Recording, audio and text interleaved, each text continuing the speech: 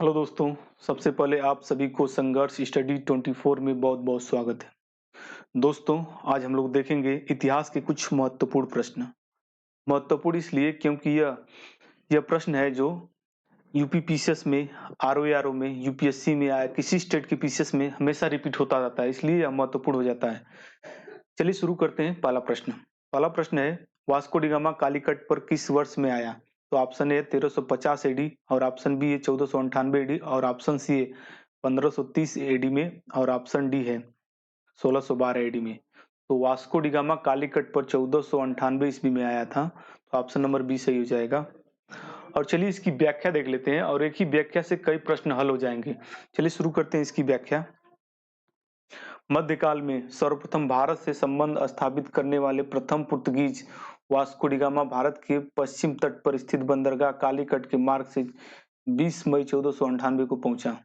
उसने यहां पहुंचकर भारत के नए समुद्री मार्ग की खोज की और कालीकट के तत्कालीन शासक जमोरिन ने वास्को डी गामा का स्वागत किया।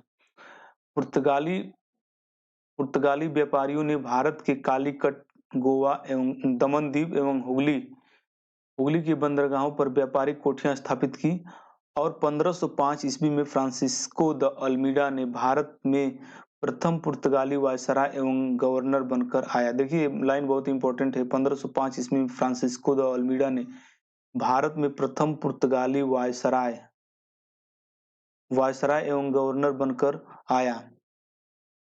व्यापारिक हितों के परिप्रेक्ष्य में हिंद महासागर में प्रभुत्व स्थापित करने के लिए अल्मीडा ने ब्लू वाटर पॉलिसी अर्थात नीला जल नीति प्रतिपादन किया था। तो चलिए अगला प्रश्न देखते हैं, और इसी व्याख्या से जितने प्रश्न हैं सब हल हो जाएंगे इतनी लाइन से। निम्न में से नीला जल योजना से संबंधित है? तो ऑप्शन है द अल्मीडा, ऑप्शन बी है अल्बुकर्क और ऑप्शन डी है डुप्ले और ऑप्शन डी है रॉबर्ट क्लाइव। तो नीला जल योजना संबंधित है तो de Almeida, option number A सही हो जाएगा। देखिए यहाँ पर व्याख्या में भी है, अल्मीडा ने ब्लू वाटर पॉलिसी अर्थात नीला जल नीति प्रतिपादन किया। अगला प्रश्न है, मध्यकाल में सर्वप्रथम भारत से संबंध स्थापित करने वाले थे? ऑप्शन ए है डच, ऑप्शन बी है अंग्रेज और सी है फ्रांसीसी और डी है पुर्तगाली।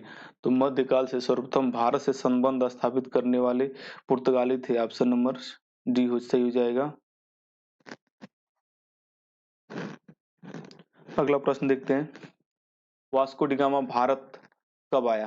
तो ऑप्शन ए 1496 और ऑप्शन बी है 1497 और ऑप्शन सी है 1498 और ऑप्शन डी है 1600। तो वास्को डी गामा भारत 1498 में आया था, ऑप्शन नंबर सी हो जाएगा। अगला प्रश्न देखते हैं, पुर्तगाली उपनिवेश का प्रथम वायसराय भारत में कौन हुआ? पुर्तगाली उपनिवेश का प्रथम वायसराय भारत में कौन हुआ? तो option A Dias, option B है वास्को डी गामा और ऑप्शन सी है अल्मीडा और ऑप्शन डी है अल्बुकर्क। तो पुर्तगाल उपनिवेश का प्रथम वायसराय अल्मीडा हुआ, ऑप्शन नंबर सी सही हो जाएगा।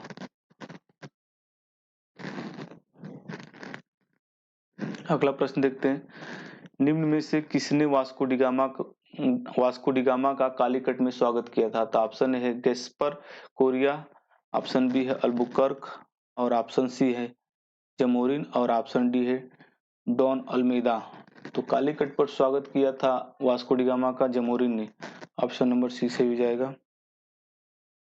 अगला प्रश्न है, और देखिए फर्स्ट सूची को सेकंड सूची में मिलाना है, और पहला है समुद्री यात्री सूची, फर्स्ट है समुद्री यात्री और दूसरा है कौन से देश से है।